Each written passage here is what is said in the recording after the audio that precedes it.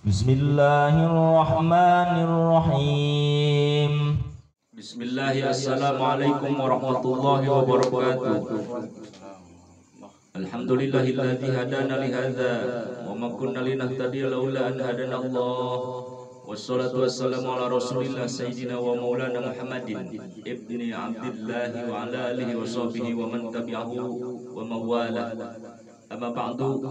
Qala Allah ta'ala fil Qur'anil Karim wa huwa asdaqul qailin. A'udzu billahi minasyaitonir rajim. Inna Allaha yuhibbul mutatahhirin. Al-ayah. Wa qala Nabiyyu sallallahu alaihi wasallam, jaddidu imanakum bi kalimati la ilaha illallah Muhammadur Rasulullah. Sadaqallahul azim wa sadaqa rasulul habibul karim wa nahnu ala dzalika minasyahidin wasyakirin walhamdulillahi rabbil alamin. Awalan syukron lillah, rasa syukur kita ucapkan kepada Allah Subhanahu wa taala. Tsaniyan shalawat wassalatu salam semoga terlimpah curah kepada junjungan kita yakni Nabi Muhammad sallallahu alaihi wasallam yang telah membawa kita dari kegelapan yaitu menuju terang menerang, yaitu menuju ridhonya Allah Subhanahu wa taala. Tidak lupa kepada keluarganya baik Ali Hashim, Muthalib dan lain sebagainya, sahabatnya baik itu Ansor atau Muhajir, terus para tabi'in, para atba' tabi'in, umumnya kita semua sebagai umatnya di akhir zaman. Mudah-mudahan Allah Subhanahu wa taala menetapkan keimanan kita kepada Allah Subhanahu wa taala dan Rasulnya. Ati Allah wa ati'ur Rasul wa ulil amri minkum. Shadaqallahul azim. Muhibbin di mana saja berada ikhwan, mudah-mudahan kita bertemu kembali dalam kajian, dalam mengaji tentang ilmu-ilmu Allah. Masih banyak yang harus kita luruskan, yang harus kita perbaiki dalam kehidupan kita kepada Allah Subhanahu wa taala. Khususnya kita beribadah tentang syariat. Ibadah ilmu ilmu itu kan ada ilmu syariat, ada ilmu ma'rifat. Kewajiban yang pertama kita adalah ilmu syariat, mengetahui tentang tauhid, yaitu menuhankan kepada Allah Subhanahu wa taala, sifat yang wajib di Allah 20, sifat yang mustahil di Allah 20, sifat yang jaiz di Allah 1, sifat wajib di Rasul 4, sifat yang wajib mustahil di Rasul 4, yang jaiz di Rasul 1. Ada 50 aqidul iman, yaitu mazhab Imam Abi Hasan Al-Asy'ari. Yang kedua yaitu tentang masalah ibadah mahdhah, ibadah zahir, tentang masalah fikih, mengurus, menjaga, yaitu daripada bertolak belakangan kepada Allah Subhanahu wa taala untuk melaksanakan ibadah, terutama dalam masalah suci, yaitu suci dulu kita kepada Allah Subhanahu wa taala, sebab kita akan menghadap Allah Subhanahu wa taala hakikatnya dalam sholat, yaitu dalam keadaan suci. Suci dari apa? Sudah dijelaskan, yaitu suci dari hadas, dari kotoran, dari najis dan lain sebagainya. Baik itu diri kita, pakaian kita, tempat kita sholat, itu semua harus suci daripada. Sebelumnya untuk melaksanakan sholat kita harus melaksanakan suci, yaitu berwudu dulu, mengambil air wudu. Nah ini masalah berat, masalah wudu, sebab ini syarat. Syarat itu yang ketika kita utamakan untuk mencapai sahnya sesuatu pekerjaan, bagaimana syaratnya? Kalau syaratnya sah, maka wudunya sah. Kalau syaratnya berbagai macam sudah kamil, sudah sempurna, maka seterusnya akan menjadi sempurna semua amal kita. Nah ini ada satu riwayat hadis Rasulullah mengatakan ketika dalam Isra Mi'raj Rasulullah alaihi wasallam pernah melihat di neraka terbanyak itu golongan kaum Hawa.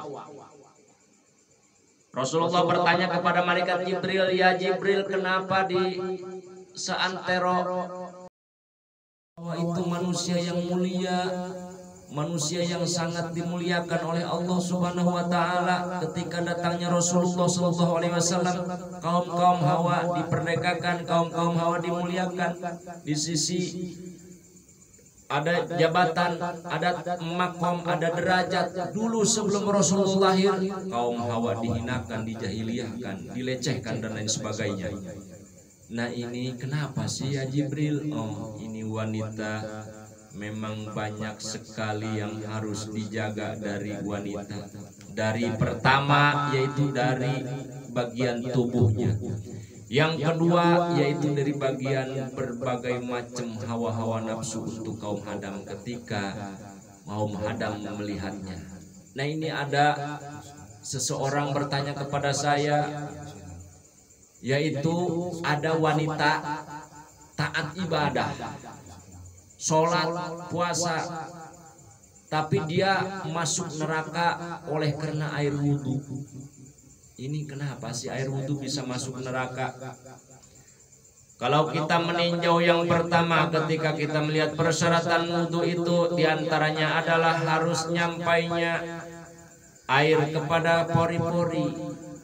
Catatannya harus nyerap air kepada pori-pori. Nah ini kadang-kadang kita meneliti, menelaah. Kenapa wanita kadang-kadang sholat, mau sholat aja dia wudhu, sayang bedak, nah ini sayang lipstik dan lain sebagainya, wudhunya asal aja, basuh rambutnya digini dua, wajahnya sholat, sayang amat ya udah. Nah ini tidak mencukupi syarat. Makanya sholat dia sholat, wudhu dia wudhu, tapi wudhunya tidak sempurna. Bahkan wudhu itu melaknat kepada yang melaksanakan sholat. Ketika dia sholat wudhunya tidak sempurna, maka pekerjaan sholatnya inilah yang menjadikan celaka dia masuk neraka. Itu salah satunya wanita. Jadi banyak sekali di dalam urusan wanita ini rentan sekali. Karena apa? Ini godaan semua. Jadi goyangan-goyangan iblis semua ini. Jadi makanya kalau ada misalnya di hajatan ada tukang rias, sudah itu kerjaan tukang rias. Udah wudhu wudhu, bersihkan dulu apa namanya tuh masker segala lain sebagainya. Karena ketika kita wudhu, wajah yang dibasuh itu tidak tembus kepada pori-pori oleh karena terhalang oleh tadi masker, bedak yang tebal dan lain sebagainya. Itu kan bisa dibersihkan dalam waktu 5 menit 10 menit. Apa sih susahnya, apa sih sulitnya? Kadang-kadang ngapain sholat, udah besok juga masih ada. Atau ada yang sholat cuman ya wudhunya kayak gitu, jadi tidak sempurna. Ini yang menjadikan laknat Allah. Yo silahkan neng teh mampir dulu ya, kata malaikat ke neraka. Masuk neraka bang, gimana ini? Introspeksi tuh, lihat catatan kamu apa? Kamu sih sayang wajah sudah cantik-cantik dirias dan lain sebagainya. Kamu tidak sholat, bahkan kamu sholat itu wudhunya tidak sempurna, tidak masuk air. Sebab itu membasuh wajah kan wajib hukumnya. Ketika tidak datang air kepada pori-pori, kepada kulit wajah, di sekitar wajah dan lain sebagainya, maka wudhunya tidak sah. Ketika tidak sah wudhunya, melaksanakan sholat yang pun tidak sah, tidak diterima oleh Allah Subhanahu wa Ta'ala. Latuk balu mardudatun, latuk balu ditolak, tidak diterima. Artinya ketika sia-sia melaksanakan ibadah, bukannya masuk surga, bukannya ada ridho Allah Subhanahu wa Ta'ala, malah pendunya Allah Ta'ala mendapatkan. Yuk mampir dulu silahkan, basuh dulu tuh wudhu kamu tuh di sono di neraka. Itu makanya rentan wanita, ada sesi apa namanya hajatan dan sebagainya. Nih awas nih, akidah nih harus ditegakkan di dalam pesta-pesta.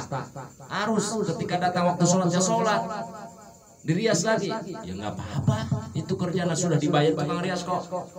Gitu, udah dibayar, udah disewa sama kita. Pengantin harus kudu, ini mah cuti, semua cuti, kerja cuti, yang lainnya cuti. Ini masalah, naudzubillah min dzalik. Maka jangan kau jadikan dunia ini adalah jadikan satu batasan, satu apa namanya, dijadikan keutamaan. Sah wanita taat ibadah kepada Allah ketika sholat ya waktu sholat Wudu dia wudu tetapi wudunya tidak sempurna, wudunya pengen pokoknya tidak masuk kriteria lah. Makanya untuk dibersihkannya, untuk disucikannya nanti mampir dulu. Tapi mudah-mudahan sebelum kita masuk akhirat, alam akhirat, kita perbaiki, kita semuanya amal kita perbaiki. Kemarin-kemarin memang kita dalam pesta-pesta tidak sholat atau sholat pun tidak benar. Yuk kita kembali kepada Allah yang benar bagaimana, itu sesuai hukum fikih. Ketika kita ngikut aturan dengan sesuai, insya Allah amal ibadah kita diterima. Mudah-mudahan ada manfaatnya bagi saya khususnya, umumnya bagi muslimin muslimat, muhibbin muhibbat di mana saja berada. Yuk semangat kita untuk mendapatkan bekal kepada Allah Subhanahu wa taala menuju alam akhirat nanti. Adanallah wa iyyakum ajmain. Assalamualaikum warahmatullahi wabarakatuh. Waalaikumsalam warahmatullahi wabarakatuh.